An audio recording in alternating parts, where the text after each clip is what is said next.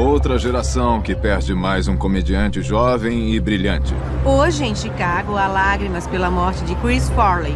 O irmão de Farley encontrou o comediante de 33 anos morto no chão. Chris Farley era o gênio irreverente da comédia que alcançou a fama no Saturday Night Live. O quê? Todo mundo adorava o Chris. Assim que ele abria a boca, a plateia começava a rir. David, você é terrível! O relacionamento dele com a plateia era puro amor. Eles riam dele como loucos. Sua mistura única de pastelão sem limites e vulnerabilidade conquistou os corações de milhões. Tá legal, chega de piadas. Ele tinha aquela cara meiga de cachorrinho que atraía as pessoas. Cara! Mas em 18 de dezembro de 1997, o corpo de Chris foi encontrado no chão de seu apartamento em Chicago. Ele morreu sozinho aos 33 anos. A causa da morte de Farley ainda é desconhecida. Uma autópsia deve fornecer respostas amanhã. O Chris Farley era o tipo de pessoa capaz de animar qualquer festa. E o estilo de vida desregrado dele era conhecido. Mas ele morreu de forma prematura simplesmente porque não conseguiu parar? Ou há um lado médico mais sombrio que levou o Chris ao excesso? Autópsia de famosos. Chris Farley.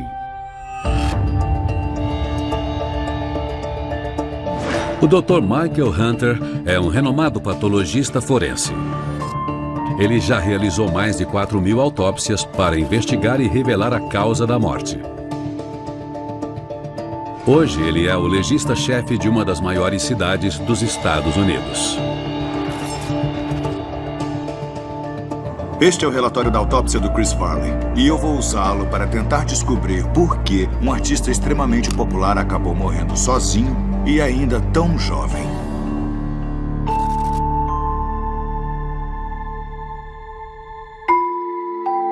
Domingo, 14 de dezembro de 1997, Chicago. 4 dias antes da morte. Chris? O comediante Chris Farley está em sua igreja local.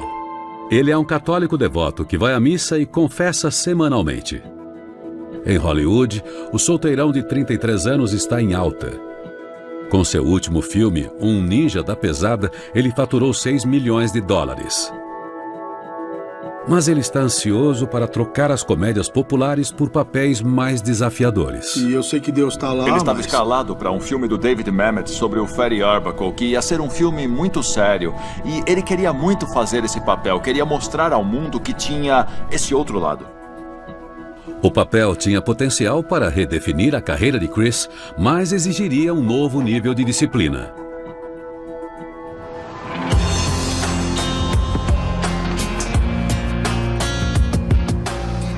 Horas depois de deixar a igreja, Chris parte para um bar no centro para celebrar o Natal com amigos e parentes. É demais, cara. Sem nenhum relacionamento sério, ele aproveita ao máximo a vida de astro de Hollywood. Cara, eu amo vocês, eu tô falando sério. Eu amo você, cara, e eu também te amo. O Chris entrava no bar onde eu trabalhava, e aí as pessoas vinham atrás dele. Quem estava na rua era atraído por ele. O nível de energia do lugar subia consideravelmente quando ele entrava pela porta. Vamos beber! Vamos lá! Vamos mostrar pra ele! Chris é uma celebridade local adorada e não faltam fãs querendo apertar sua mão e lhe pagar uma cerveja. Tá lembrado disso, cara? Você lembra disso? Mas, em 4 dias, ele estará morto. A primeira coisa que eu noto olhando o relatório de autópsia do Chris é o peso dele. Quando morreu, ele pesava 134 quilos. E ele só media 1,72 m. Isso dá um índice de massa corporal de 44,9. Ele tinha obesidade mórbida. Chris Farley nasce em 1964 em uma grande família católica em Madison, no Wisconsin. Seu peso é um problema desde a infância, mas ele logo encontra um jeito de transformá-lo em vantagem. Ele aprendeu cedo que se tirasse um barato de si mesmo antes que os outros fizessem isso, ninguém pegaria no pé dele. Ele literalmente fazia as piadas antes que os outros tivessem a oportunidade. Chris idolatra o próprio pai e desde cedo ele e seus 4 irmãos disputam sua atenção constantemente. O pai dele era uma figura imponente. E o Chris, em uma família de ótimos comediantes, era o melhor em fazê-lo dar risada. Então, ele logo descobriu que fazer o pai dele rir era disparado a melhor sensação do mundo. É uma sensação que procura no palco. Aos 20 e poucos anos, ele está morando em Chicago e construindo uma carreira na comédia de improviso na famosa trupe teatral Second City. Na comédia de improviso, eu pego o que você me dá e adiciono alguma coisa. Eu ponho mais tempero no molho. E o Chris era o melhor de todos. Ele pegava algo que já era bom e mandava pra estratosfera. Agora, me fala uma coisa. Eu gostei dele na hora, porque ele me escutava e ele me admirava. Ele dizia, você é um cara muito engraçado, Tim. E eu respeito o seu timing. Chris busca inspiração em outros comediantes corpulentos. John Candy, John Goodman, acima de todos, John Belushi. Ele o idolatrava, usava as roupas dele nos bastidores, imitava os trejeitos dele, ele colava as pálpebras com fita adesiva para ficar igual ao John Belushi. E ele decidiu que ia ser o novo John Belushi. Mas Chris logo deixa sua própria marca no circuito da comédia como o jovem talento mais promissor do Second City. Com sua presença de palco agressiva, a plateia vai aos shows só para ver do que ele é capaz. O Chris não tinha limites, ele tirava a roupa, abaixava as calças, ele fazia literalmente tudo o que era desafiado a fazer. Olhando o exame externo do corpo do Chris, a próxima coisa que eu noto é uma série de equimoses em torno do olho esquerdo e nas nádegas. Nós vamos ser amigos ou vamos brigar a noite inteira? Apesar do tamanho, Chris é um homem extremamente atlético, conhecido por suas peripécias no palco e ideias absurdas. Você e eu! Era como um furacão entrando na sala. Ele decidiu entrar mergulhando logo de cara. Então tudo que você via era um cara enorme que saía voando das coxias, caía com tudo no chão e se levantava falando, desculpa, eu tô atrasado. Meu terno! Ele caía no chão, ele rolava, ele socava os outros só para fazer graça. Então, quando ele tirava a camisa, ele estava todo roxo porque, sabe, ele era o próprio acolchoamento. Ele não usava nenhuma proteção. O personagem mais famoso de Chris, o palestrante motivacional irritante, atrapalhado e incompetente Matt Foley, era o veículo perfeito para o seu pastelão sem limites. Eu acho bem provável que essas equimoses sejam resultado de uma performance do Chris ou talvez de uma simples queda. Não há nada aqui que possa sugerir um crime. Essas lesões são mínimas e não contribuíram para a morte dele. O que a autópsia deixa muito claro é que o Chris era tão irresponsável com o interior do seu corpo quanto com o lado exterior. Domingo, 14 de dezembro de 1997. 3 dias e meio antes de sua morte, Chris está jantando e bebendo muito no restaurante The Cheesecake Factory em Chicago. Mais uma cerveja aqui e eu vou terminar esse bife. Pode crer. Como sabemos, o peso do Chris não era nada saudável. E isso poderia causar uma série de problemas de saúde. E o mais óbvio deles seria a diabetes. Isso é irritante. Pode ser uma doença fatal, causando um ataque cardíaco, um derrame ou falência renal. Aí você faz assim, ó. Você coloca o molho. A gente saía para jantar e eu pedia para começar um prato e uma margarita. Ele pedia logo 2 pratos e 2 margaritas. E depois pedia mais 2 margaritas. Tudo que você comesse ou bebesse, ele pedia em quantidade muito maior. Isso aqui é queijo do Wisconsin, cara. Chris era conhecido entre seus amigos pelo ritual de pedir qualquer prato em dobro. É um apartamento de 6 quartos, cara. O relatório de autópsia não deixa claro se o Chris tinha diabetes, mas dá pra ver pelo nível de glicose que ele não estava hiperglicêmico no momento da morte. Então, mesmo que ele tivesse diabetes, ela não o matou. Mesmo assim, o estranho hábito de comer tudo em dobro indica uma propensão à compulsão e ao vício. Quanto mais exagerado, melhor. Exagerado é melhor. Vem cá, fala com a gente aqui. Mas sua personalidade volátil é uma faca de dois gumes. Após realizar um striptease no Saturday Night Live com Patrick Swayze, ele se torna um nome conhecido. Mas a fama tem um preço. Eu falei, você achou ruim quando riram de você naquele quadro? Ele pensou e disse, eu fiquei magoado, eu fiquei. Mas sabe, era o que eles queriam que eu fizesse, então eu fiz. O lema dele era, o gordo cai no chão. Ele sabia que ele era estereotipado e eu acho que ele via isso como um fardo triste, tipo, é isso que as pessoas esperam de mim. Eu tenho que ser um palhaço. Aí depois da esteira eu vou... Mas interpretar o palhaço gordo é o que o torna rico e famoso. Então surge um conflito. Eu sei que estar acima do peso e beber tanto e comer tanto não é bom para mim, mas e se eu não for o cara gordo engraçado? Quem eu sou? Sério? Temos evidências da angústia e da depressão do Chris na parte da toxicologia do relatório da autópsia. Eles encontraram vestígios de fluoxetina, um tipo de antidepressivo, no sangue e no fígado dele.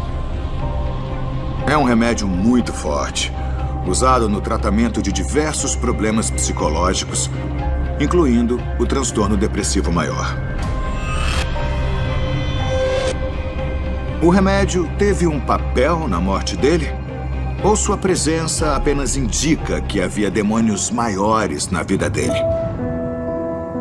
O medicamento é usado no tratamento da depressão, mas também no tratamento do transtorno obsessivo-compulsivo. Ele vinha andando pelo corredor e ele tocava o casaco, lambia uma coisa, cheirava outra, tocava um degrau, subia um degrau, descia de novo. Era uma esquisitice do Chris. Ele lambia e tocava as coisas e todo mundo aceitava, como se fosse uma excentricidade daquele gigante maluco. O TOC, o transtorno obsessivo-compulsivo, é um transtorno de ansiedade que gera pensamentos intrusivos, pensamentos obsessivos. A pessoa fica remoendo coisas sem parar. O pensamento pode ser, algo ruim vai acontecer a menos que eu ligue e desligue a luz. E normalmente é muito ritualizado, é ligar e desligar um número par de vezes. No caso do Chris, os pensamentos obsessivos tinham relação com a profissão dele. Parece que a compulsão aumentava antes de uma apresentação, então ele começou a tocar certos objetos antes de entrar no palco, a lamber certos objetos, segundo alguns relatos. E aí ele se sentia bem, que ia tudo dar certo na apresentação. Agora que eu fiz tudo isso, vai ficar tudo bem. O quê? É um tapete e um monte de câmeras. O antidepressivo estimula a produção das substâncias do cérebro que controlam o humor, aliviando a sensação de ansiedade que causa o TOC. Hábitos compulsivos como lamber e tocar coisas e sempre pedir o mesmo prato em dobro podem parecer excentricidades inofensivas. Mas o TOC costuma ser geralmente associado a compulsões bem mais perigosas. O relatório de autópsia mostra que o Chris tinha altos níveis de gordura no fígado, o que pode indicar um problema com bebida. A função do fígado é filtrar as substâncias danosas do sangue, como o álcool. O consumo exagerado de álcool danifica as células do fígado e reduz a capacidade do órgão de processar gordura, resultando no acúmulo de gordura que pode causar uma falência renal e, como consequência, a morte. Será que o fígado do Chris podia estar tão lesionado que teve um papel em sua morte prematura? 15 de dezembro de 1997, 1 da manhã, 3 dias antes da morte. Chris está bebendo no centro de Chicago. Era uma fila de pessoas seguindo o Chris e até as pessoas que já estavam no bar ficavam em volta dele como se fosse algum tipo de imã. E dava pra ver que ele já estava bem alterado àquela altura. Chris bebia muito desde a época de faculdade. E em 1997, suas bebedeiras são lendárias. O Chris amava o álcool.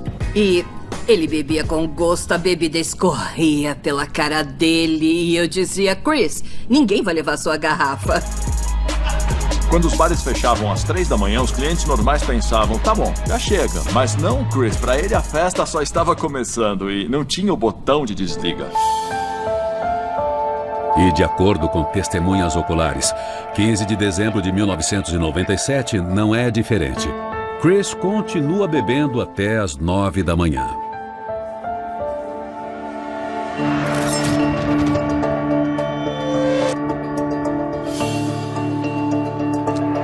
O relatório de autópsia indica que o abuso de álcool do Chris tinha causado um fígado gorduroso, mas ele parecia estar funcionando normalmente, pois não havia evidência de cirrose. 15 de dezembro de 1997. Após uma noite pulando de bar em bar e bebendo muito, Chris se recupera em casa.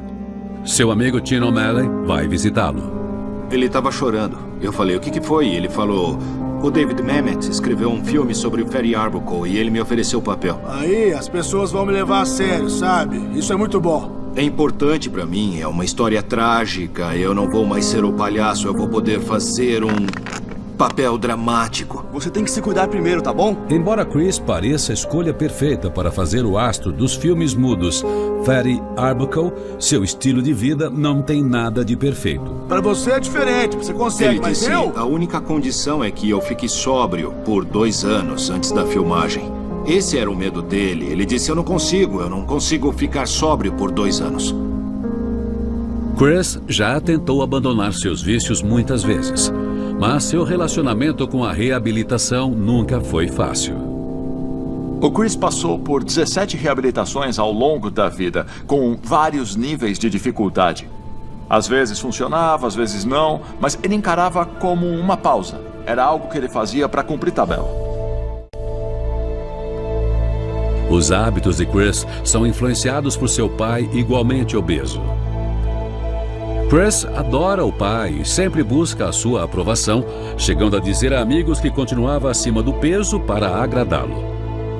E Tom Farley, Sr., despreza a reabilitação. O Chris tinha uma história famosa sobre quando ele e o pai foram a um spa. Na hora da terapia em grupo, o pai dele olhou para o Chris e disse, vamos embora. E eles foram se empanturrar. Eles saíram de férias. Isso aí dá uma boa ideia de como o pai dele encarava a reabilitação. Chris tem um dilema pela frente. Ele precisa parar de beber ou será o fim do sonho de uma carreira como ator sério? Pelo relatório da autópsia, eu não vejo nenhum sinal de que o Chris estivesse pegando mais leve. E me parece que o tão amado pai dele pode, sem querer, ter desempenhado um papel crucial no desenvolvimento de certos vícios. Mas os resultados do relatório de toxicologia são uma grande surpresa. Não havia álcool no organismo dele quando ele morreu. Isso indica que ele tinha parado de beber e teve a chance de metabolizar todo o álcool.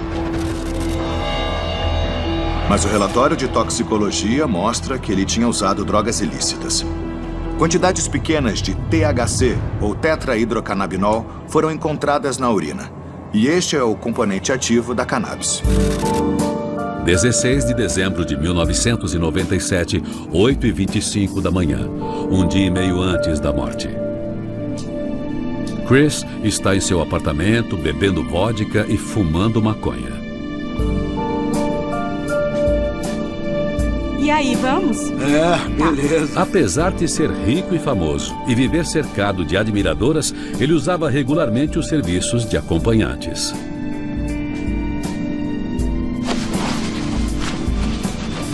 Quando uma mulher se interessava pelo Chris, ele sempre pensava, o que ela viu nesse gordo? Por que essa mulher linda quer ficar comigo? Ele sempre questionava se era só o dinheiro, se era só a fama. Já com as prostitutas, pelo menos o acordo era claro. E ele não tinha que pensar nisso. Mas, de acordo com a prostituta, Chris não quer fazer sexo e parece interessado apenas em sua companhia. Ele está abatido e agitado. Os efeitos da cannabis no cérebro são muito debatidos, mas a combinação do álcool com a cannabis pode aumentar as sensações de ansiedade e depressão. O relatório da autópsia mostra uma concentração muito baixa, então isso não contribuiu de forma alguma para a morte dele. Mas O comportamento inconsequente dele sugere uma condição mental que pode ter levado a um caminho autodestrutivo.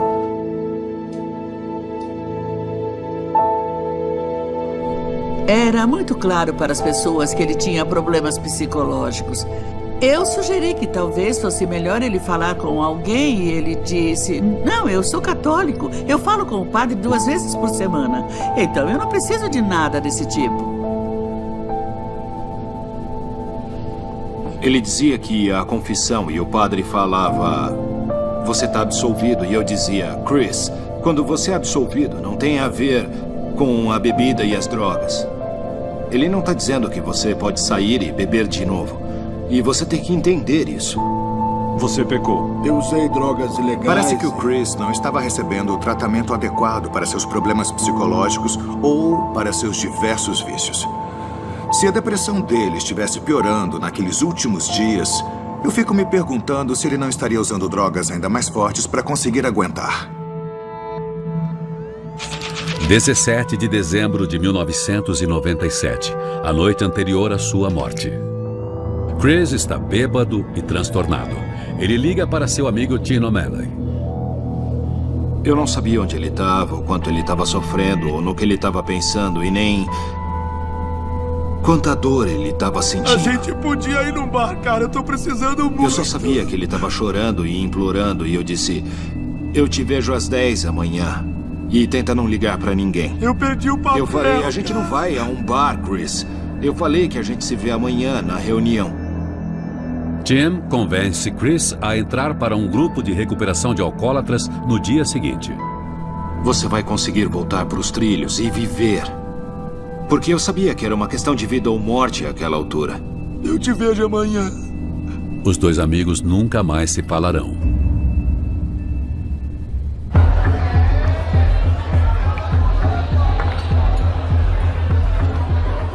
Duas da manhã. Chris sai para beber pela 4ª noite seguida. Ele está bêbado e hiperativo e testemunhas o descrevem como alterado. Ele estava rodando por Chicago. Ele saiu com pessoas com quem provavelmente não teria saído em outras circunstâncias. Os amigos próximos e parentes com quem ele saiu no começo da semana estão cansados de seus excessos. As pessoas diziam que a primeira hora com Chris Farley era a melhor hora da vida delas. A segunda hora era bem legal. A terceira hora era um inferno. Mas um astro de Hollywood com fama de festeiro dificilmente vai beber sozinho. As pessoas que queriam ser amigas dele ou agir como amigas saíam para beber com ele achando que era sempre uma festa com o Chris Farley.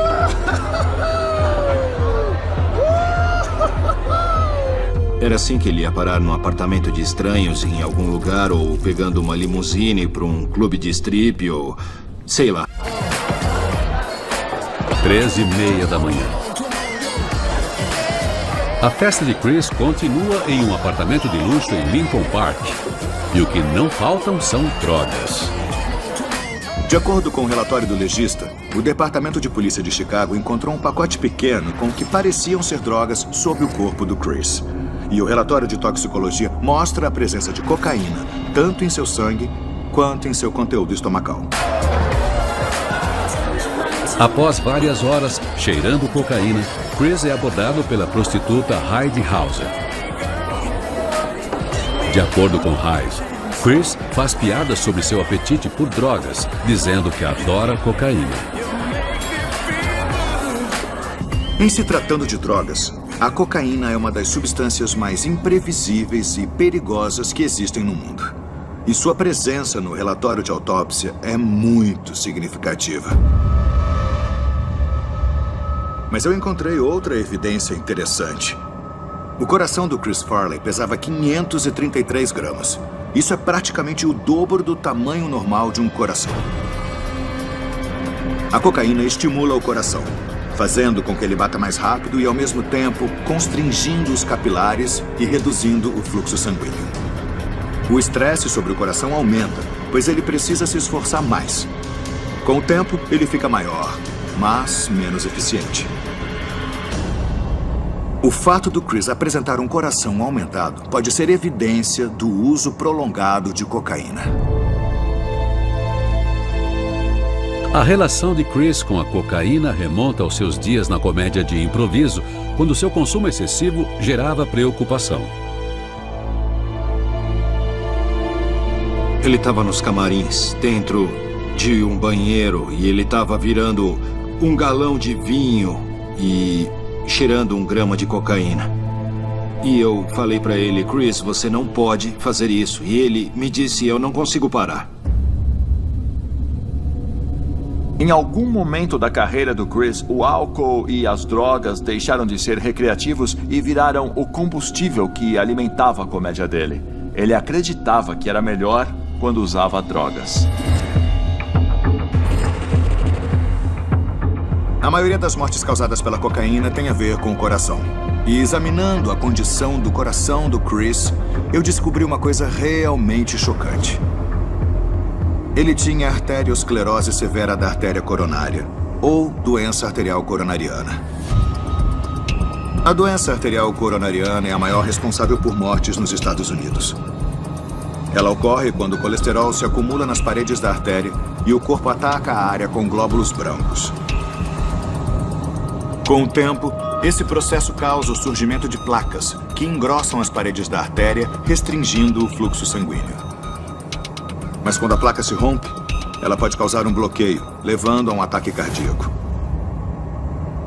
O Chris tinha um bloqueio de até 90% em suas artérias coronárias. E isso é incrível em alguém de 33 anos. Ele era uma bomba relógio ambulante. Ele podia cair morto de ataque cardíaco a qualquer momento. Em sua última aparição no Saturday Night Live, os problemas de saúde de Chris ficam claros para seus colegas. Eles deixaram os cilindros de oxigênio fora do campo de visão da câmera, porque ele estava tão sem fôlego que ninguém sabia se ia conseguir chegar ao fim do programa. E dava para ver que ele estava em péssima forma. Isso partiu meu coração. Artérias coronárias gravemente lesionadas e o uso constante de cocaína são uma combinação catastrófica. Mas eu vi outra coisa no relatório de autópsia que me intrigou. Testaram a presença de gama-hidroxibutírico no sangue, mais conhecido como GHB ou êxtase líquido. O GHB tornou-se uma droga popular nos anos 90. É um relaxante muscular que reduz a frequência cardíaca e dá aos usuários uma sensação parecida com a de estar bêbado. Mas uma overdose pode levar a desmaios e falência respiratória. De acordo com relatos, havia GHB na última festa de Chris. O fato de terem feito o exame de GHB me leva a crer que um ataque cardíaco induzido pela cocaína não conta toda a história. Eu suspeito que forças mais obscuras do que apenas a cocaína levaram à morte do Chris. 17 de dezembro de 1997, 2:30 da tarde, na véspera da morte de Chris. Após uma manhã bebendo e cheirando cocaína em uma festa no centro da cidade, Chris está no apartamento da prostituta Heidi Hauser. E ele não parece querer que a festa termine. Ele liga para um traficante de drogas. Até os viciados ao redor dele diziam que ele era um dos piores viciados que eles já tinham visto. Ele era mais do que viciado, ele tinha um nível de dependência e obsessão e compulsão que ia além do vício mais grave. Continuando a ler o relatório de toxicologia, eu posso ver que o exame de GHB deu negativo. Eu já posso descartá-lo como possível causa da morte, mas isso levanta a possibilidade de haver outras drogas envolvidas além da cannabis e da cocaína. Com a ajuda do relatório de autópsia, eu estou chegando mais perto da verdade. Cara, é isso aí. Chris compra $1.000 em drogas, incluindo pedras de crack. É sempre um prazer negociar com você, cara. O crack é apenas outro meio para o consumo de cocaína. Em vez de cheirar um pó, o usuário fuma uma pedra ou um cristal que causa uma sensação de euforia intensa.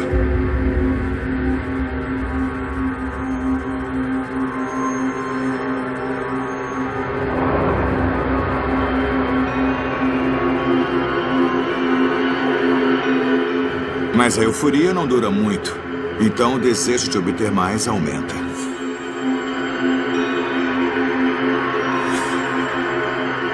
Ao longo da tarde, Hyde e Chris continuam se divertindo. Estas fotos estão entre as últimas tiradas de Chris com vida.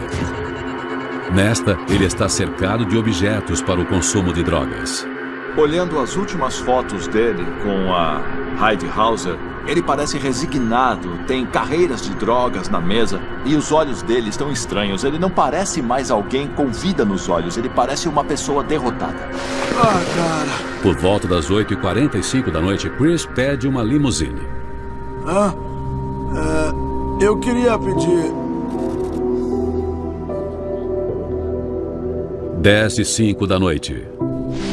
Beleza. Chris e Hyde estão no apartamento dele, no 60º andar do Hancock Center. De acordo com Hyde, Chris está intoxicado demais para conseguir fazer sexo. Mas ele continua cheirando cocaína. Ei! Hyde pede que ele diminua o ritmo, Chris, desculpe, mas você tá parecendo um maluco agora. alegando que ele batia no peito entre as doses. Tudo bem? A cocaína pode provocar espasmos nas artérias em volta do coração, causando dores fortes no peito e potencialmente uma parada cardíaca. Senta aqui. Vai.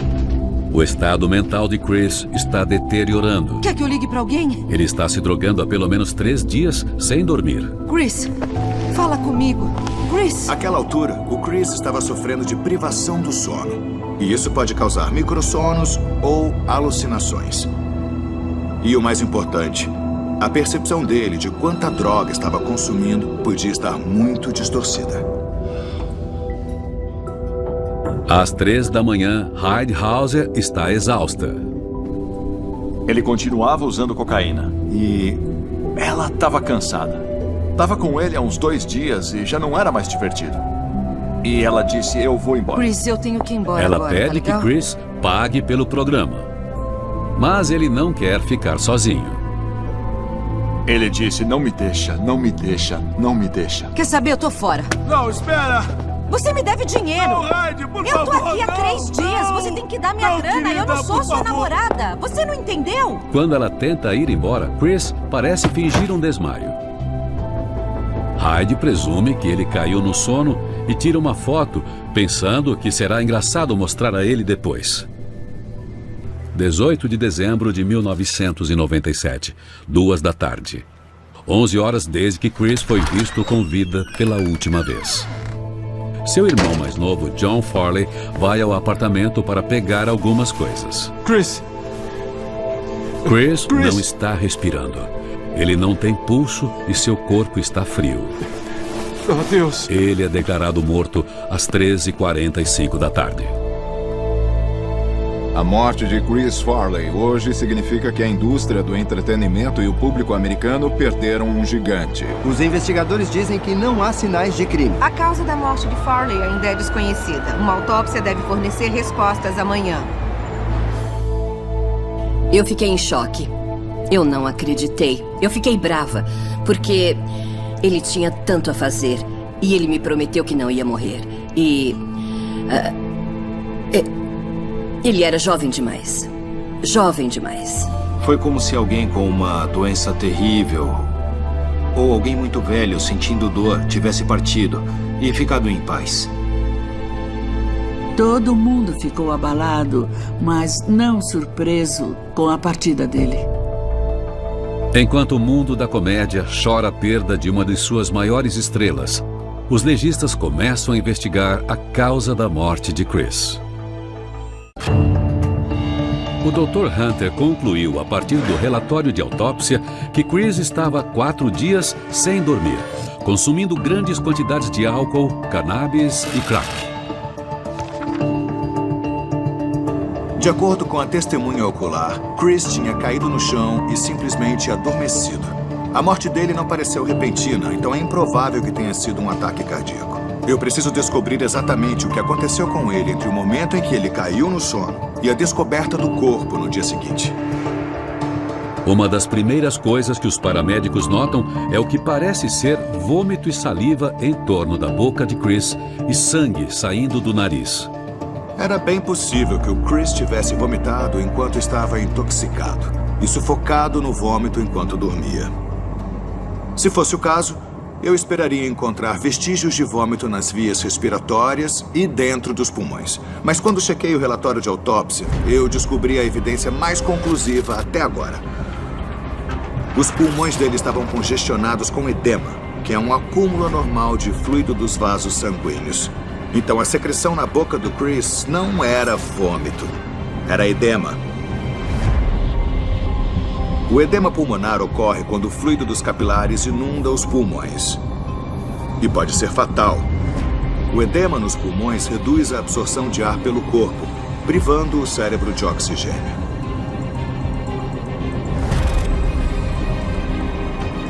Isso foi um grande avanço na minha investigação. O edema pulmonar pode ter múltiplas causas, incluindo um ataque cardíaco. Mas eu acho que existe um outro fator envolvido aqui, indicando que o Chris estava em um caminho ainda mais destrutivo do que eu suspeitava. O Chris disse várias e várias vezes: eu quero morrer que nem o Belushi morreu. Eu quero ser famoso primeiro e depois quero morrer que nem o Belushi morreu. Na tarde de 18 de dezembro de 1997, a polícia e os paramédicos chegam ao apartamento de Chris. Enquanto tentam determinar o que aconteceu, eles encontram um pacote com pó branco sob o seu corpo. Sabemos que o Chris tinha usado crack na noite em que morreu, mas o relatório de toxicologia também revela que ele tinha morfina no sangue. Isso causa uma reviravolta na investigação. Os vícios de Chris não eram um segredo para seus amigos mais próximos. E como em tantos aspectos da vida, ele tinha um jeito próprio de justificar seus problemas. Eu perguntei a ele sobre a vida amorosa e ele disse que tinha uma namorada. E eu falei: bom, e como ela é? Ele disse: ela me alegra quando eu tô triste, ela tá sempre ao meu lado, ela é a minha companheira fiel e nunca vai me trair. E eu perguntei: como ela se chama? E ele me olhou nos olhos e disse: heroína. A morfina é um subproduto da heroína. Então o fato de terem encontrado morfina no sangue dele sugere que ele tenha usado heroína na noite em que morreu. Olhando os relatórios da autópsia, eu não vejo picadas de agulha no corpo dele. Então é pouco provável que ele tenha injetado heroína. Heidi Hauser alega que, além de ter cheirado cocaína, Chris estava cheirando carreiras de heroína na noite em que morreu. Chris, a gente não precisa disso agora, tá bom? Embora evite alguns dos riscos de saúde associados à injeção da droga, cheirar heroína não é menos perigoso ou viciante. A heroína causa uma grande euforia inicial, seguida de uma sensação de calor na pele e períodos alternados de sonolência e vigilância. Usar heroína junto com a cocaína é uma combinação potencialmente letal, conhecida como speedball. O maior ídolo de Chris, John Belushi, morreu em circunstâncias incrivelmente similares. Ele foi encontrado em um hotel de Hollywood após tomar diversas injeções de heroína e cocaína. Ele tinha a mesma idade de Chris Farley. O Chris era obcecado com o número 33 porque John Belushi tinha morrido aos 33 e pessoas próximas falavam sobre ele, dizendo que ele ia morrer aos 33. E eu me pergunto se ele não internalizou isso de alguma forma. Eu acho que o Chris podia acreditar que morrer de uma overdose de drogas seria glamuroso, ter um fim trágico, porque o deixaria mais próximo da morte do John Belushi. Não há como saber se Chris estava seguindo conscientemente os passos de John Belushi, mas muitos acreditam que seus demônios finalmente o alcançaram. O Chris tinha toque, ele comia demais, ele era viciado em álcool e drogas, e ele tinha uma autoestima incrivelmente baixa e se odiava. As chances de pessoas assim são mínimas. Você pode tomar quantos estimulantes ou depressores ou quanta heroína quiser, mas isso não diminui o barulho no seu cérebro e na sua alma. Alguém próximo disse: impossível, ele amava a vida. Aquele comportamento autodestrutivo, aquele nível de vício, Sem dúvida, eu chamaria esse comportamento de suicídio. Nunca saberemos exatamente o que estava passando pela cabeça do Chris naquelas últimas horas. Mas a testemunha ocular afirma que ele caiu no chão e adormeceu. Lendo o relatório da autópsia, eu devo concordar. A morte dele foi acidental. Após examinar toda a evidência na autópsia de Chris Farley, o Dr. Hunter pode finalmente reconstruir as suas últimas horas. Quando Chris adormeceu no chão, a cocaína e a heroína estavam afetando o seu corpo de formas opostas. O coração dele estava acelerado graças à cocaína, mas a heroína estava prejudicando sua respiração dramaticamente. Com a respiração deprimida, os vasos sanguíneos em volta do pulmão não conseguiram suportar a quantidade de sangue bombeada pela hiperatividade cardíaca. Como consequência, o fluido inundou os pulmões e uma parte dele foi expelida pela boca e pelo nariz. A capacidade dos pulmões de oxigenar o sangue teve uma redução drástica e o cérebro parou de receber oxigênio suficiente. Este ciclo letal resultou em dano cerebral, levando à falência respiratória e, no fim, à morte. O enterro de Chris ocorre em sua cidade natal, Madison, Wisconsin, em 23 de dezembro de 1997. Gigantes do mundo do entretenimento se reúnem para chorar a perda de um dos maiores comediantes de sua geração. Eu sinto falta do meu grande amigo que sempre queria fazer coisas por mim, que sempre me surpreendia no meu aniversário, que era tão divertido. Você é terrível! O fato de nós ainda estarmos discutindo 20 anos depois qual é o legado dele só mostra que aquele nível de compromisso, aquele nível de crença na comédia é algo que nós podemos nunca mais ver. Foi como um cometa. É isso aí, porrão de barriga 32 é o meu sinal. Eu assisto a obra dele e dou risada. E me lembro dele não como a pessoa trágica que morreu de um jeito horrível, mas como alguém que deu ao mundo tanta luz e alegria. É esse Chris que nós temos que lembrar. Tá legal, chega de piadas. Potato.